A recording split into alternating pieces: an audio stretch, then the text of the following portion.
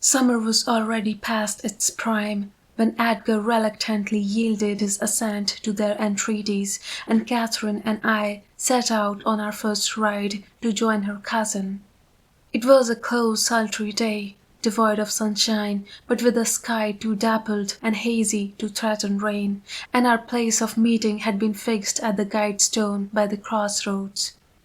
On arriving there, however, a little herd boy, dispatched as a messenger, told us that Master Linton was just on this side of the heights, and he would be very obliged to us if we went on a little farther. Then Master Linton has forgot the first injunction of his uncle, I observed. He bid us keep on the Grangeland, and here we are, off at once. Well, we'll turn our horses' heads round when we reach him, answered my companion. Our excursion shall lie towards home. But when we reached him, and that was scarcely a quarter of a mile from his own door, he lay on the heath awaiting our approach, and did not rise till we came within a few yards. Then he walked so feebly and looked so pale that I immediately exclaimed, "Why, Master Heathcliff, you are not fit for enjoying a ramble this morning. How ill you do look!" Catherine surveyed him with grief and astonishment. She changed the ejaculation of joy on her lips to one of alarm, and the congratulation on their long-postponed meeting to an anxious inquiry whether he were worse than usual. "No, better.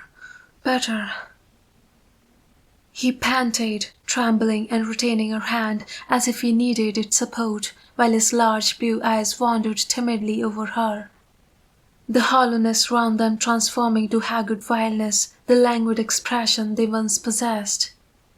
"But you have been worse," persisted his cousin. "Worse than when I saw you last.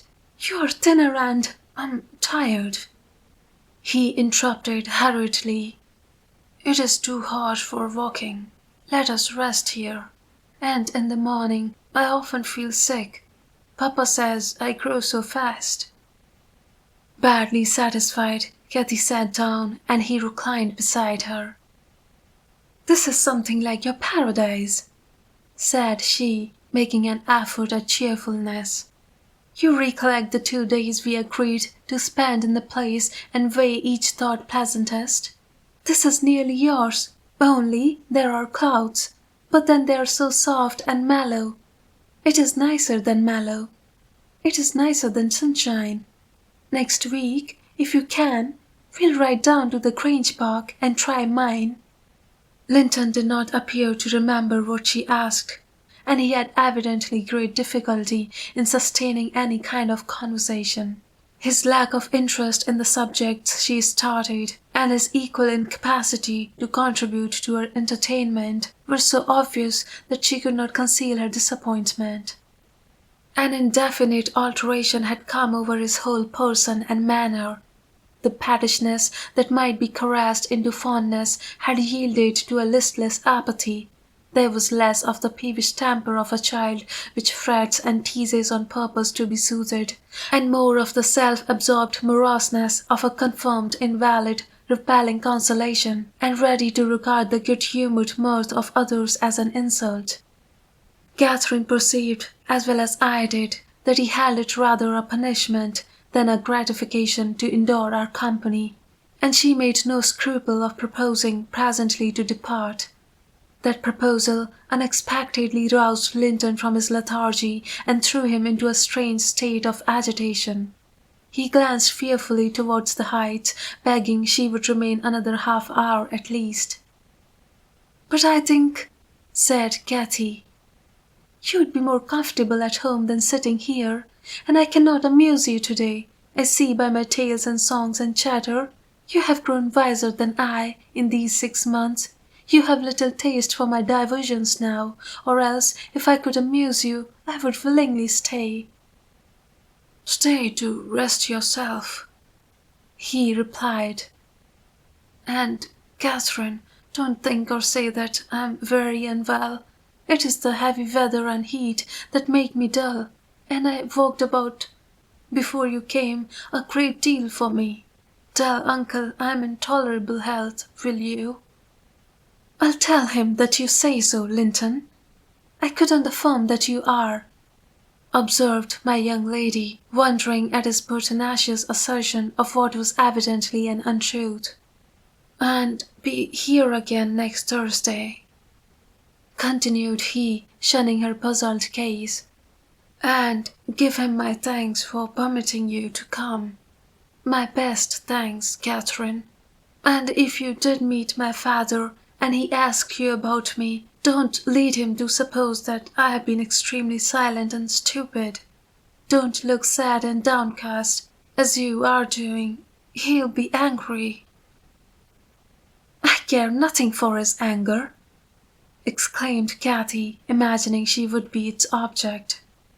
"But I do," said her cousin, shuddering. "Don't provoke him against me, Catherine, for he is very hard." "Is he severe to you, Master Heathcliff?" I inquired.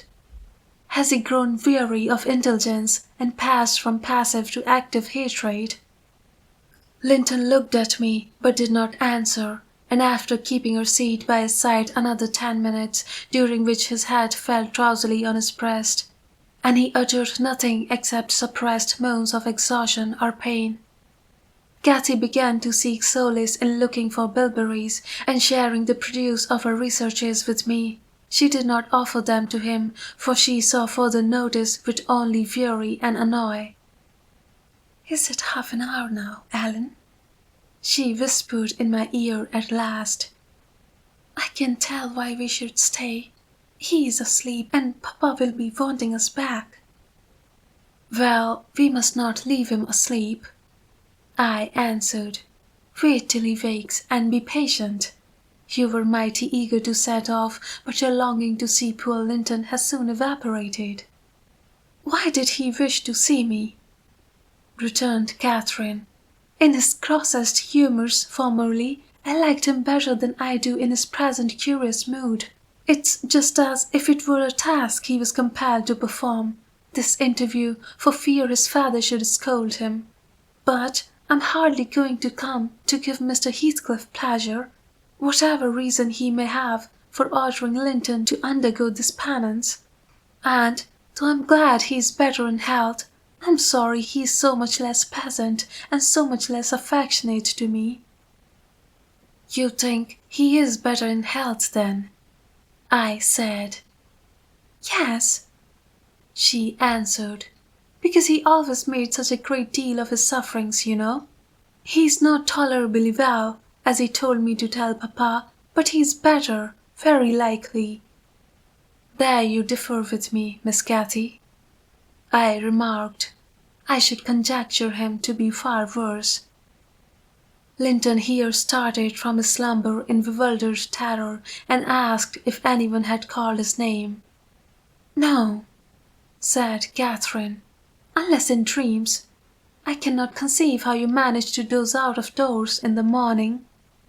"I thought I heard my father," he gasped, glancing up to the frowning nab above us. "You are sure nobody spoke?" "Quite sure," replied his cousin. "Only Ellen and I were disputing concerning your health. Are you truly stronger, Linton, than when we separated in winter? If you be, I'm certain one thing is not stronger, your regard for me. Speak, are you?" The tears gushed from Linton's eyes as he answered, "Yes, yes, I am." And, still under the spell of the imaginary voice, his gaze wandered up and down to detect its owner. Cathy rose. "For today we must part," she said, "and I won't conceal that I have been sadly disappointed with our meeting, though I'll mention it to nobody but you, not that I stand in awe of Mr. Heathcliff." "Hush!" murmured Linton. "For God's sake, hush! He's coming." And he clung to Catherine's arm, striving to detain her. but at that announcement she hastily disengaged herself and whistled to Minnie, who obeyed her like a dog. "I'll be here next Thursday," she cried, springing to the saddle. "Goodbye. Quick, Alan." And so we left him, scarcely conscious of our departure, so absorbed was he in anticipating his father's approach. Before we reached home, Catherine's displeasure softened into a perplexed sensation of pity and regret, largely blended with vague, uneasy doubts about Linton's actual circumstances, physical and social, in which I partook, though I counselled her not to say much, for a second journey would make us better judges. My master requested an account of our ongoings. His nephew's offerings of thanks was duty delivered, Miss Cathy gently touching on the rest. I also threw little light on his inquiries, for I hardly knew what to hide and what to reveal.